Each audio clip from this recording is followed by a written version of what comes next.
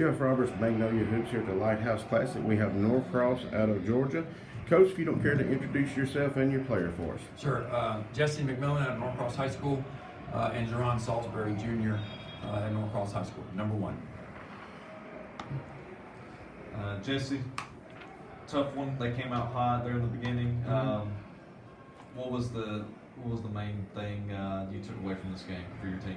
I mean, we talked about it in pregame and then again at halftime. Just you really aren't quite prepared for physicality and speed and stuff until you actually kind of taste it the first time. So we talked about it a lot kind of going into the game and felt like our game plan was pretty solid.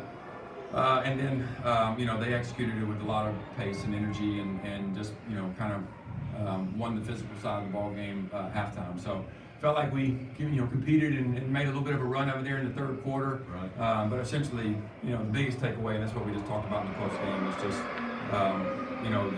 the season is a long list of experiences. And you have to kind of get better from each single one.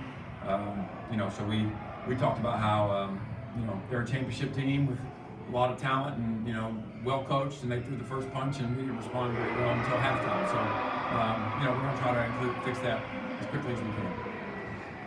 Jaron, like you said, it's a long season.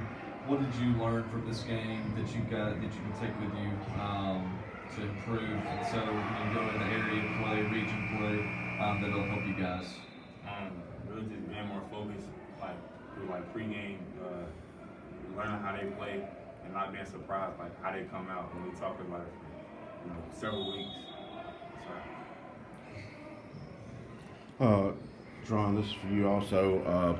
You guys, Atlanta metro area, you're used to playing competition like this, probably on a routine basis. Some of the toughest competition in the country is there in the Atlanta metro area. What is it like for you guys to do traveling, to come to big time events, for you as a player to participate in events like that against top nationally ranked competition?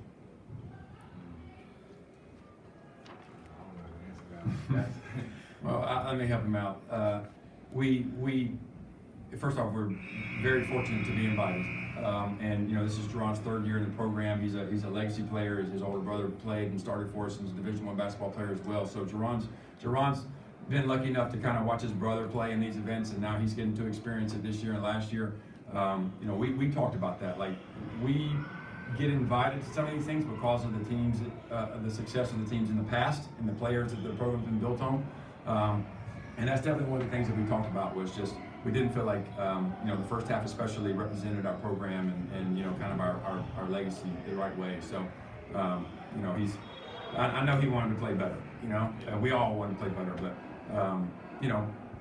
6A basketball, Atlanta Metro basketball, some of the best in the country, like you said. We want to be in the mix for a championship at the end of the season, and every one of these games gives us a barometer of where we are and what we got to get better at. I want to throw this one at you too. I thought Nazir Anderson, thought he was very good, only a 10th grader. How bright is the future for him at Norcross? Yeah, again, Nasir's a super talented kid, and guys like playing with him. It's one of those things where I felt like there were certain moments when he was really good, when he was getting to his spots and making some really good decisions, and then there were a couple of moments where we all just kind of got rushed up and kind of went brain dead for a little bit. But Jaron and Rudy, we call him Rudy. Jaron, Rudy, Connor Teasley, those guys, Miles Clanton, they have all kind of played really good high-level basketball, but their experience together has been something that has kind of been lacking. They haven't been together as a team. Nasir's future is really bright. I mean, he's a physical guard, lefty, just plays with great energy defensively. Games like this, and he's a winner too. It's just like Jaron is. They're gonna be salty about this, and it's gonna kind of fuel them, and they're gonna take it out on somebody else pretty soon, hopefully. Well, Jaron, where do you go from here? Just learning. We just learn from the physical part. I feel like next game or later on the rest of the season, we should be prepared for it. Coach, I want to ask you one question about that the Hoover coach kind of touched on. You've got your, I think he's a 7-footer, right? Big. Mario. Mario. Okay, they got two big guys, Yep. and he was talking about how that was an advantage for him. Yep. Is he has two that go against each other every day in practice. High school basketball, it's hard to come up with 6'10", 7-footers just to practice with. How do you think that kind of affected? Was your guy kind of maybe? Was it kind of new to him, or was it just kind of something he's still used to? So Mario's is 15-year-old sophomore, and hasn't been playing high-level basketball long at all. To be honest, this is really his first taste of it.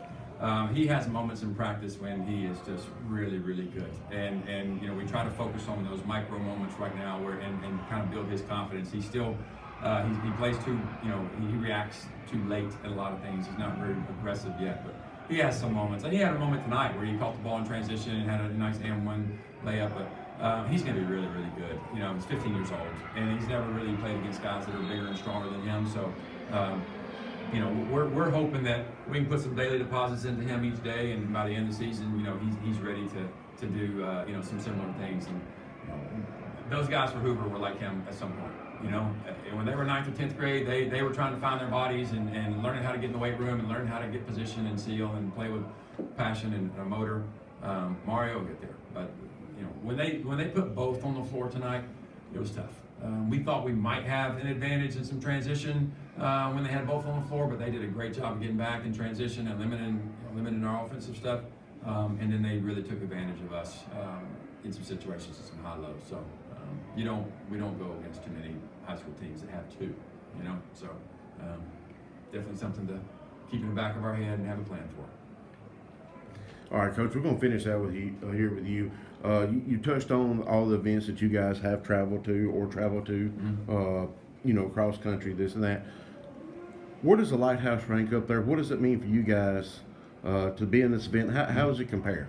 I mean, personally, it's one that I've tried to get into for a long time, and had some invites, and just was the deal with the scheduling, and just our region always kind of mucks it up a little bit. We have games and things over Thanksgiving, but this was one that when I talked to Jeff and everybody back in the spring, I said, hey, I don't call you often, but if I call you, I feel like we got a good group, and we're going to take them and make this trip. And he said, come on, and I knew we were going to get a great game.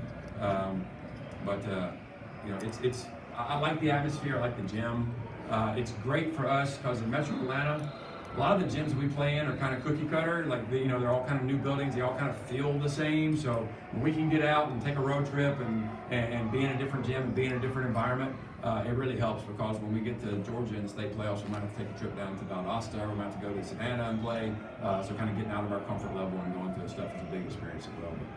But this is definitely one that I've wanted to come to for a while, which kind of makes it sting even more, because it's like, I wish we could have played a little bit better, but there'll be another time, I think. All right, thanks, guys. All right.